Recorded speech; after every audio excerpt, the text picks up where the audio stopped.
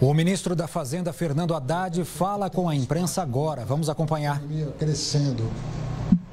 Nós estamos prevendo 2,2, mas alguns atores do mercado já estão projetando um cenário ainda mais benigno. Tá? Já economistas muito sérios falando em 2,5, né?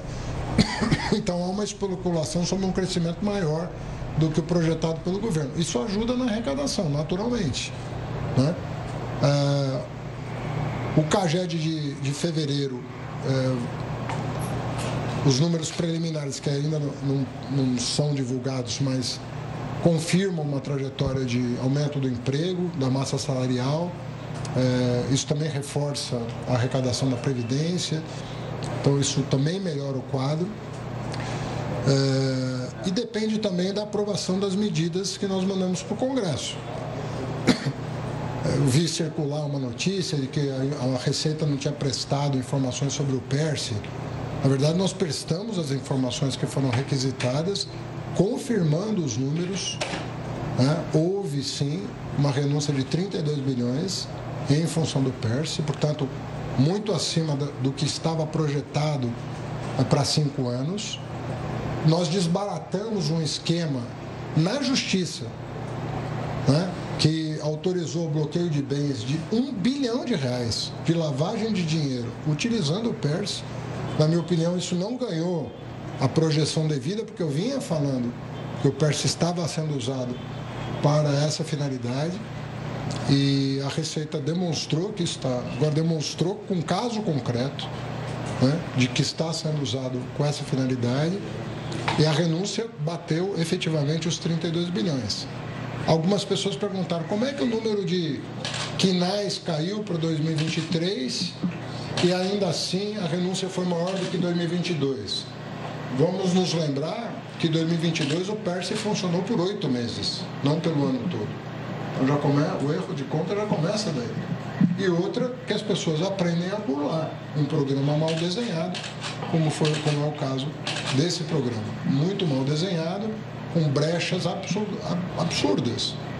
Nós não podemos conviver com esse tipo de brecha, né?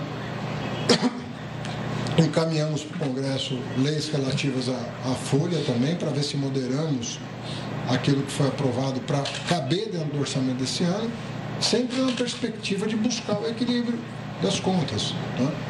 Então, é o que eu sempre falo, hoje a meta é uma lei. O resultado não depende só de fixar na lei o que você quer, depende de um esforço do Executivo, do Legislativo e do Judiciário em proveito do equilíbrio de contas. Aliás, ontem a AGU teve uma vitória no Supremo Tribunal Federal importantíssima. Vocês sabem que o nosso quadro de riscos judiciais estava na casa de 1 trilhão e 100 bilhões, quando nós herdamos do governo anterior. Riscos judiciais na casa de 1 trilhão e 100 bilhões.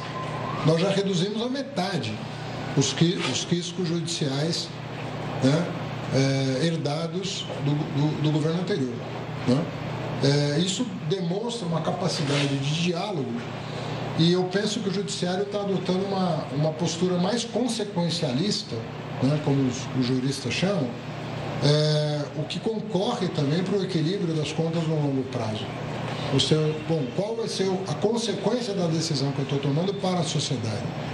Então, o fato de ter um judiciário mais permeável a esse argumento demonstra que nós temos a capacidade de continuar construindo uma relação entre os poderes, não só no caso do Legislativo, mas também no Judiciário, para atingir o objetivo pretendido, de sem cortar Bolsa Família, salário mínimo, SUS, né? Sem que os direitos constitucionais de cada cidadão sejam prejudicados, nós atingimos as metas estabelecidas de equilíbrio das contas. Então, ontem, foram 480 bilhões que vão sair do quadro de risco fiscal. Se você considerar, o ano passado nós ganhamos PIS/COFINS das instituições financeiras. Saiu do quadro 100 bilhões de reais, desse mesmo quadro de risco fiscal. Você vai mostrando uma perspectiva que coloca o Brasil numa situação diferenciada. Mesmo depois da Covid, com as medidas que estão sendo tomadas, nós vamos construindo, pavimentando um caminho de sustentabilidade social, fiscal e ambiental, como o presidente Lula tem sempre frisado nos seus discursos, né? E isso está sendo conseguido aos poucos. Agora, não é só a Fazenda, não é só o Executivo, é uma espécie de pacto nacional com esse objetivo. E eu penso que nós estamos logrando êxito com os outros dois poderes até aqui. Ministro, a questão da vida toda, né? A revisão do STF, o senhor está vendo então que vai trazer ganhos fiscais? Não, afastou perdas fiscais. Afastou perdas fiscais. É o que eu estava dizendo do quadro de risco fiscal. No quadro de risco fiscal, se você pegar o orçamento, estava na casa de 1 trilhão e 100, se eu não me engano, 1 trilhão e 121 bilhões de reais de risco fiscal. Só esse item são 480 bilhões. O PIS/COFINS de instituição financeira era mais de 100 bilhões de reais.